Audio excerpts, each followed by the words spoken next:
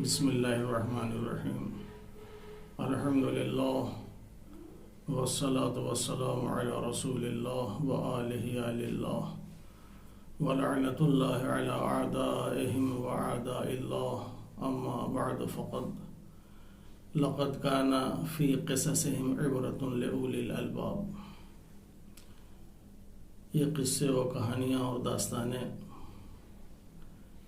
صاحبان عقل کے لیے عبرت کا مقام ہوتی ہیں۔ صاحبان عقل ان داستانوں سے بہت کچھ سیکھتے ہیں اور بہت کچھ حاصل کرتے ہیں۔ حضرت آدم علیہ السلام اور ابلیس کا قصہ بھی ہمارے لیے ایک درس کی حیثیت سے ہے اور بہت کچھ ہمیں اس قصے اور اس داستان سے سیکھنے کو ملتا ہے۔ حضرت آدم علیہ السلام کو جب ابلیس نے سجدہ نہیں کیا تو خداوند عالم نے اس سے وجہ پوچھی تو اس نے غرور اور گھمنڈ کا اظہار کیا اور اسی غرور اور گھمنڈ نے اس کے 6000 سال کی عبادات کو ضائع و برباد کیا۔ تو ایک تو اس داستان سے یہ سمجھ میں آتا ہے کہ انسان کو کبھی غرور اور گھمنڈ نہیں کرنا چاہیے، اس لیے اس کی ساری نیکیاں، ساری اچھائیاں سب کے سب ضائع ہو جاتی ہیں اور خداوند عالم اسے تباہ و برباد کر دیتا ہے۔ اور اسی بیس پر خداوند عالم نے شیطان کو بہشت سے نکال دیا کہ تم نکل جاؤ، لیکن جب شیطان نکلنے لگا تو خدا سے اس نے ایک عہد لیا کہ میں تیری بارگاہ سے نکل تو جاؤں گا لیکن مجھے قیامت تک کی مہلت چاہیے۔ اللہ نے اسے مہلت بھی دے دی۔ کاش کہ اس مہلت کو اس نے صحیح فائدہ اٹھایا ہوتا، توبہ اور استغفار اور عذر خواہی کر کے اپنی اس غلطی کا اعتراف اگر کر لیا ہوتا تو احتمال یہ تھا کہ خداوند عالم اسے معاف کر دیتا اور پھر اسے بہشت میں داخل کر دیتا، لیکن نہ اس نے عذر خواہی کی، نہ وہ اپنی خطا پہ نادم ہوا، اور خطا پہ نادم نہ ہونے ہی کی وجہ سے اس کو بارگاہ سے نکلنا پڑا۔ آج ہم بھی بہت سی خطائیں کرتے ہیں تو ہماری سب سے بڑی کمی یہ ہوتی ہے، سب سے بڑی کوتاہی یہ ہوتی ہے، خطا کرتے ہیں مگر خطا کرنے کے بعد ہم نادم نہیں ہوتے، پشیمان نہیں ہوتے۔ اگر ہم نادم اور پشیمان ہو جائیں تو ہماری بہت سی مشکلیں آسان ہو جائیں، بہت سی خطائیں ہماری معاف کر دی جائیں اور سماج اور معاشرے میں ہم ایک اچھی نگاہ سے دیکھے جائیں، لیکن نادم نہ ہونے کی وجہ سے اسی غرور اور گھمنڈ کے اوپر ڈٹے رہنا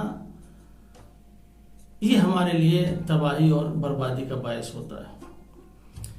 جب حضرت آدم علیہ السلام کی وجہ سے اس کو نکالا گیا تو اس نے جو مہلت مانگی تھی صرف اس لیے چونکہ ہم آدم کی وجہ سے نکالے جا رہے ہیں، لہٰذا جب تک ہم آدم اور ان کی اولاد کو بہکا نہیں لیں گے تب تک ہم چین سے نہیں بیٹھیں گے۔ اس لیے اس نے مہلت مانگی تھی قیامت تک کے لیے کہ قیامت تک ہم بہکائیں گے۔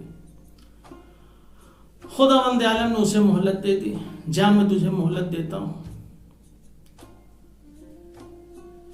اس کے بعد خداوند عالم نے حضرت آدم و حوا سے کہا تم دونوں جنت میں رہو، جو دل چاہے کھاؤ پیو، وَلَا تَقْرَبَا هَٰذِهِ الشَّجَرَةَ فَتَكُونَ مِنَ الظَّالِمِينَ، لیکن اس درخت کے قریب نہ جانا۔ اس درخت سے منع کیا تھا۔ شیطان جس کی وجہ سے نکالا گیا تھا اس کی کوشش یہی تھی کہ جس طریقے سے میں نکالا گیا ہوں اسی طریقے سے جب تک ہم آدم و حوا کو یہاں سے نہیں نکال لیں گے تب تک سکون سے نہیں بیٹھیں گے۔ لہذا شیطان نے حضرت آدم اور حوا علیہ السلام کو بہکایا، مگر بہکایا کیسے؟ جب وہ جنت سے نکل آیا تھا تو پھر کیسے بہکایا؟ تو اس کے لیے روایت میں ملتا ہے کہ جنت میں ایک سانپ کا آنا جانا تھا۔ شیطان نے اس سانپ کو اپنے قبضے میں لیا، اس کو کچھ سمجھایا بجھایا اور اس کے منہ میں بیٹھ کے یہ سانپ اندر گیا اور اندر جانے کے بعد آدم و حوا کو اس نے بہکایا. اور ایسے ہی نہیں کہ بہکایا ہو، وہ بہکانے میں آ گئے ہوں، باقاعدہ جا کے اس نے آدم و حوا کو دھوکہ دیا اور اس نے باقاعدہ قسم کھائی.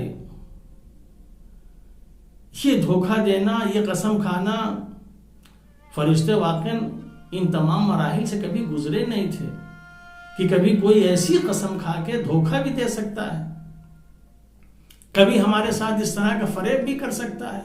اس نے قسم کھائی اور قسم کھانے کے بعد ان دونوں کو فریب دیا. اور جناب آدم و حوا علیہ السلام جس چیز کے لیے اللہ نے منع کیا تھا کہ فلاں درخت کے قریب نہ جانا، اس درخت سے، اس قسم کا کوئی درخت تھا، اس سے کچھ کھا لیا، کچھ استعمال کر لیا، جس کی وجہ سے حضرت آدم و حوا کو زمین پر آنا پڑا. حضرت آدم علیہ السلام اور جناب حوا یہ دونوں کے دونوں زمین پہ آ گئے. لیکن جیسے ان لوگوں نے پھل کھایا اور جب یہ جنت سے زمین پہ آنے لگے تو لباس جنت جو یہ پہنے ہوئے تھے، یہ لباس جنت ان کے لے لیے گئے. یہ لباس ایسا لباس تھا کہ شیطان کی کوشش یہی تھی، یہ جو لباس پہنے ہوئے ہیں ہم ان کے لباس کو اتار لیں کسی نہ کسی اعتبار سے، تاکہ ان کو شرمندگی ہو، تاکہ ان کو شرم کا احساس ہو. یہ اس کی پوری کوشش تھی. جیسے ہی پھل کھایا تھا ویسے ہی لباس جنت جو پہنے ہوئے تھے دونوں کے بدن سے نیچے گر گئے. یہ لباس انسان کی حیا کے لیے ہوتا ہے، یہ لباس انسان کی عزت کے لیے ہوتا ہے، یہ لباس انسان کی شرافت کے لیے ہوتا ہے. اگر انسان کے جسم پر لباس نہ ہو تو پھر انسان کیسا؟ لہذا اس لباس کے لیے خداوند عالم یا بنی آدم قد انزلنا علیکم لباسا یواری سوآتکم وریشا ولباس التقوی ذالک خیر. ہم نے تمہارے لیے لباس کو نازل کیا ہے تاکہ یہ ستر پوشی کر سکے، یہ تاکہ تمہارا پوشاک بن سکے، تمہارے جسم کو چھپا سکے. لیکن یاد رکھو اس سے بہتر ایک لباس ہے، وہ لباس تقوی. انسان اندر سے اس کے اندر شرم ہونی چاہیے، اس کے اندر حیا ہونی چاہیے، یہ تمام چیزیں ہونی چاہیے. تو شیطان کی خواہش کیا تھی؟ ایک تو یہ کہ لباس اتار لیا جائے تاکہ ان کو شرم کا احساس ہو، دوسرے یہ کہ ان کو جنت سے نکال دیا جائے. اور یہی اس نے کہا تھا کہ ہم آدم کو بہکائیں گے اور آدم کی اولاد کو قیامت تک بہکائیں گے، اور اسی طرح کے ندامت اور شرم ان تمام چیزوں میں ہم ان کو ملوث کرتے رہیں گے.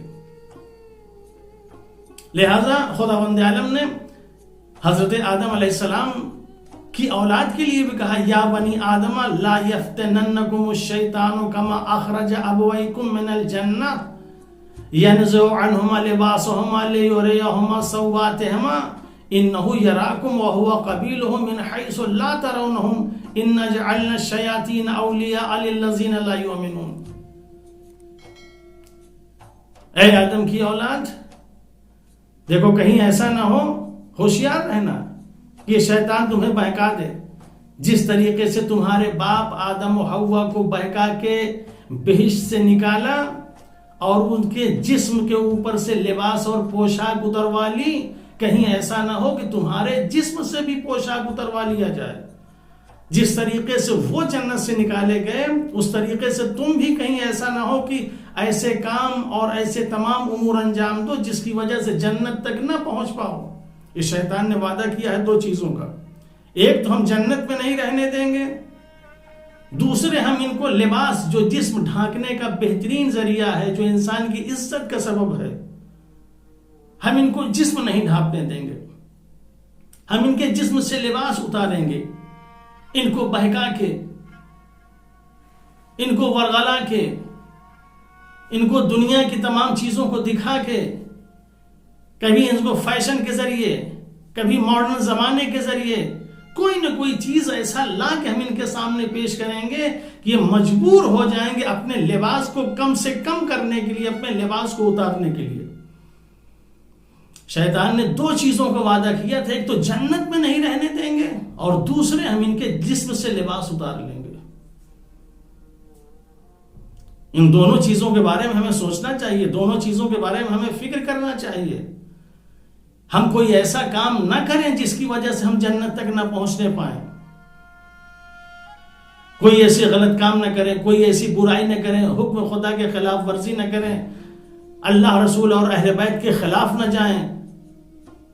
کوئی بھی ہم سے ایسا کام نہیں ہونا چاہیے جو جنت میں جانے کے لیے ہمیں رکاوٹ بن سکے، اور کوئی ایسا کام نہیں ہونا چاہیے کہ جس کی وجہ سے ہمارے جسم سے لباس اتار لیا جائے، بے حیائی اور بے شرمی کی زندگی ہماری ہو جائے۔ آج دیکھیں ہمارے ساتھ یہی ہو رہا ہے۔ ہم میں سے کتنے لوگ ایسے ہیں کہ جو کہتے ہیں ہم اہل بیت کے ماننے والے ہیں، اہل بیت کے چاہنے والے ہیں، مگر ان کی حرکتیں دیکھیں، ان کا دین دیکھیں، ان کا ایمان دیکھیں۔ یہ تو ایسے لوگ ہیں جو جنت کی بو تک نہیں سونگھ پائیں گے، جیسا کہ آج قرآن کے متعلق اہل بیت کے چاہنے اور ماننے والے اپنے آپ کو کہتے ہیں۔ یہ سب کے سب کہتے ہیں قرآن مجید سے 26 آیتیں نکال دی جائیں جو انسانیت کے خلاف ہے، جو آدمیت کے خلاف ہے، یہ جہاد اور لڑائی اور جھگڑے اور فتنہ و فساد کی دعوت دیتی ہیں۔ کیا ایسے لوگ جنت تک پہنچ پائیں گے؟ اور پھر ایسے ہی انسان کی گواہی اور ایسے ہی انسان کا ساتھ دینے والے ایسے لوگ ہوں، کیا وہ کبھی جنت میں جا سکتے ہیں؟ کبھی نہیں جا سکتے۔ اور ایسی بے حیائی کی زندگی آج دیکھیں، شیطان نے وعدہ کیا تھا ہم ان کے جسم سے لباس کو اتار، جس طریقے سے آدم و حوا کے جسم سے لباس کو اتارا تھا، ویسے ان کی اولاد کے جسم سے ہم لباس کو اتاریں گے۔ آج ہمارے یہاں دیکھیں آہستہ آہستہ لباس اترتا چلا جا رہا ہے، لباس ہمارے گھرانوں میں تنگ سے تنگ ہوتا چلا جا رہا ہے، جسم کے سارے اعضاء و جوارے انسان کے نظر آتے ہیں۔ کیا اسی طریقے سے ہمیں رہنے کے لیے کہا گیا تھا؟ جو بھی ہماری زینت کے مقام تھے، شرم و حیا کی جگہ تھی، ہم نے سب آہستہ آہستہ کر کے ایک ایک کر کے اتارنا شروع کیا، اور ہم اپنے آپ کو ماڈرن کہتے ہیں کہ ہم نئے زمانے میں جی رہے ہیں۔ یہ پردہ کیسا، یہ حجاب کیسا، یہ سر پہ روسری اور مکھنا کیسا، یہ چادر کیسی، یہ لباس ڈھیلا ڈھالا کیسا۔ جیسے دنیا پہن رہی ویسے میں پہنوں گی، جس طریقے سے دنیا چل رہی ویسے میں چلوں گی۔ لہٰذا دیکھیں ہمارا لباس کتنے کوتاہ سے کوتاہ، کم سے کم ہوتا جا رہا ہے، دن بدن ٹائٹ سے ٹائٹ ہوتا جا رہا ہے کہ اگر کوئی ایک بھی اگر چاہے تو ہمارے جسم کے ہر حصے کو دیکھ سکتا ہے۔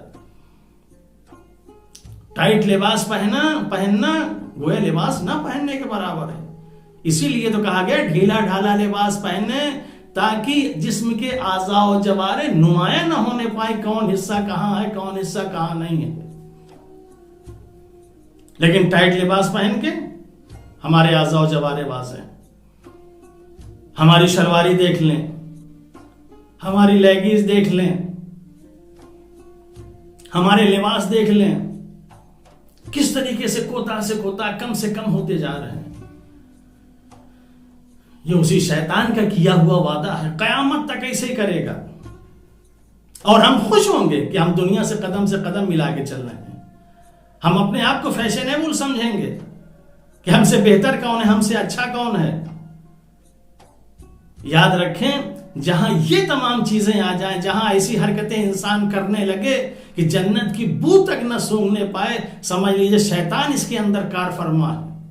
اور جہاں اس طرح کے لباس پہننے شروع کر دیے جائیں، جہاں جسم انسان کا نمایاں ہو، جہاں شلواریں ہماری چھوٹی سے چھوٹی ہوتی جائیں کہ گھٹے اور ٹخنے اور عدلے تک یہ دکھائی دینے لگیں، سمجھ لیجئے کہ شیطان ہمارے اندر کار فرما ہے، اور یہ شیطان ہماری اس بے حیائی اور بے شرمی کو دنیا کہ اس ماڈرن دنیا کا نام دے کے، ترقی یافتہ دنیا کا نام دے کے ہمیں ایسا برگلائے ہوئے ہے کہ ہم سمجھ رہے ہیں کہ ہم ایک نئی زندگی جی رہے ہیں، ایک نئے انداز سے زندگی بسر کر رہے ہیں، ایک ماڈرن زمانے میں ہم زندگی جی رہے ہیں، ہم ایسے لباس پہن رہے ہیں۔ نہ، یہ تمہاری سوچ ہے کہ شیطان نے سجا کے ایسا پیش کیا، مگر ایسا ہے نہیں۔ اسلام میں اس سے بڑی بے حیائی کوئی نہیں ہے، اسلام میں اس سے بڑی بے شرمی کوئی نہیں ہے کہ جہاں انسان کے لباس کوتاہ ہو جائیں اور جسم سے لباس اترنے لگیں۔